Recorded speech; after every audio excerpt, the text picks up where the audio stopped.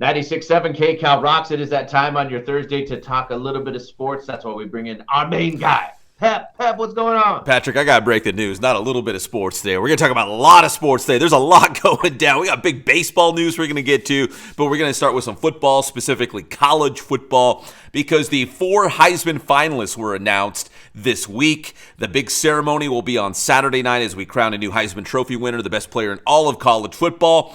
And our guy, Jayden Daniels, the pride of Cajon High School in San Bernardino, the starting quarterback for the LSU Tigers, one of the 4 finalists. So Jayden Daniels going up against Michael Penix, the QB for the Washington Huskies, Bo Nix, the quarterback for the Oregon Ducks, and Marvin Harrison Jr., the star receiver for the Ohio State. So those are your 4 finalists. But of course, if you're a local IE fan, you're pulling for Jayden. How cool would it be if Jayden Daniels wins the Heisman Trophy? That would really be unbelievable. They'd have to rename the field. Man, and to think, when you look at his journey, he started at Arizona State. He was okay. He wasn't bad, but he wasn't great. And then he got to LSU and just really skyrocketed to the next level. I mean, he's a surefire NFL draft pick. He might win the Heisman Trophy on Saturday night. Easily one of the best quarterbacks in the nation. And, just the way he took off going to the SEC and LSU, probably in hindsight, the best decision he made to end up down there with the LSU Tigers. So cool. We'd be so proud of Jayden, even really proud of him already, because just like you said, look how far he's already coming. I mean, he's headed to the NFL for sure. And I'll say this real quick. I just did an interview for a newspaper article. Someone interviewed me because I've been covering Jayden since he was a freshman at Cajon. I mean, he started all 4 years at Cajon High School, starting quarterback in varsity. And I remember seeing him the summer before his freshman year, and he was probably 6'2", but 120 pounds. I mean, he was just this real skinny, wiry little guy. And I remember head coach Nick Rogers at Cajon said, "Man, this guy's going to be special one day." And I'm like, that guy's just a baby. Look at him. He's so young and little. But, man, he has blossomed into one of the – well, he rewrote the CIF Southern Section record book in passing, touchdowns, completions, all those things. Jayden Daniels broke all the records, and now we can see why, man. He was always a star. Yeah, I remember the same thing when former producer Kono, also a Cajon alumni, Yes, was telling me about this kid, Jayden Daniels. He's like, dude, this kid is unbelievable. And man, was he right. Yeah, some of these kids are just there's great players, and then there's special players, and you could see the writing on the wall for years and years. Dude, this guy is special. There's not a lot of guys like him that come through your high school football program. No, super cool, man. I hope he gets it. I do too. Saturday night's the big ceremony. The other quick college football news I wanted to put out there, that Caleb Williams, last year's Heisman Trophy winner, the quarterback for USC, will not play in the Trojans Holiday Bowl on December 27th against Louisville. Not a big shock. He's going to turn his attention now to the NFL after an underwhelming and disappointing season for USC. Yeah, pretty wild, man. But let's see what he does at the next level. He's supposed to be Patrick Mahomes-like. Yeah. People thought, remember going into this year, USC is going to contend for a national title, and Caleb Williams might win back-to-back Heismans, but obviously did not pan out for USC this year. Exactly why we love sports so much, because it's just like life. It never works out how you think it's going to. You just got to roll with it. All right, NFL, speaking of rolling with it, Rams have a huge road game, man, and they get to play the Baltimore Ravens in Baltimore, and there's a lot of AFC teams, including Kansas City, Jacksonville. I feel like I'm losing another team out there that's around 8-3, but man, the race for the top spot in the AFC is really heating up, and the Rams could do all those teams a favor if they could shock the world and beat Baltimore in Baltimore. Right, the Dolphins, I believe, are the other team, but man, Baltimore, I know they play very well in Baltimore, and I could see them doing it again. However, the Rams have been coming on. I mean, everybody was laughing at the Rams, including myself. They beat my Seahawks twice, and now they're a serious contender. They're in the mix, which is better than everyone thought they were going to do. Yeah, they're just kind of hard to figure out. 1 week you're like, all right, I see it. They're going to make a run at the playoffs. They look pretty good. And then 1 week you're like, oh, they have no business, competing for a playoff spot. So we'll find out which Rams team shows up this weekend, because that's a huge game in Baltimore. Not only a measuring stick for the Rams, but the implications for the AFC playoff picture if for some reason the Rams were able to upset the Ravens. That would be huge. Anything's possible. That's what we're learning. That's why they play the old ball game.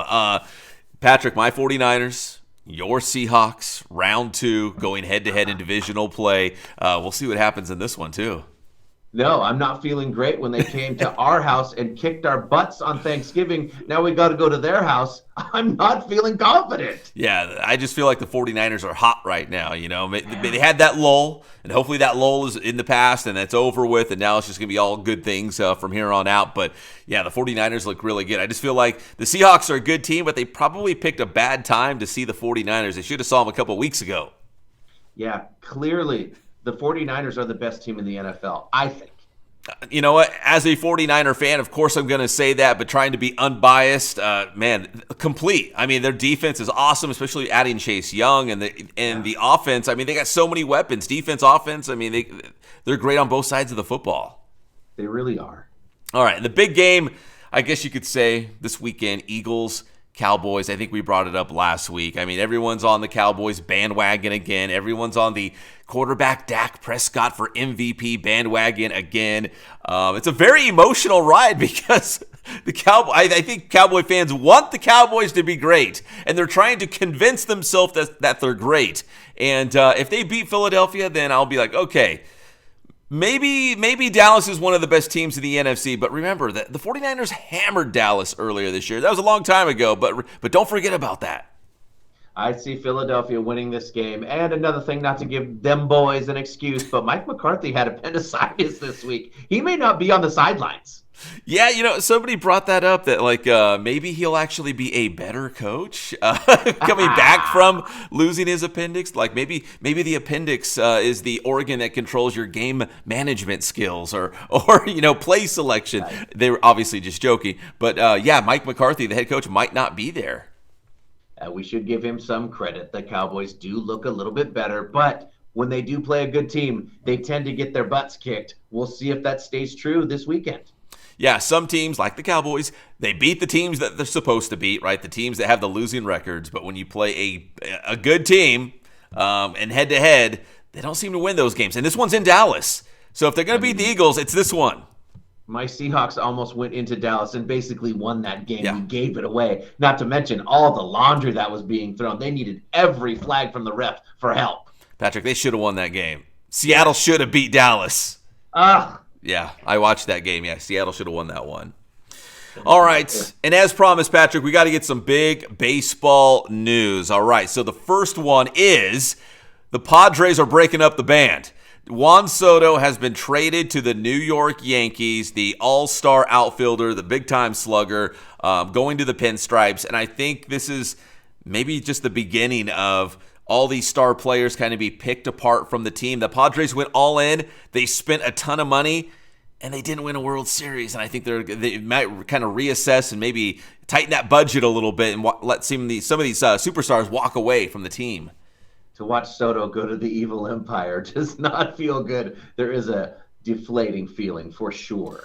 Aaron Judge, Juan Soto, I mean, the Yankees, I mean, they're going to be great again. And again, I think this is just one of maybe several moves that we'll see by the Padres coming up to save money and kind of maybe go back to the farm system and bring up some young guys. I don't know, but if I feel like they went all in for a couple seasons and they're like, okay, we couldn't win a World Series going all in and spending all that money, so let's step back and see what's going to work here. So, and Blake Snell on the move as well. Yeah, Blake Snell, yeah.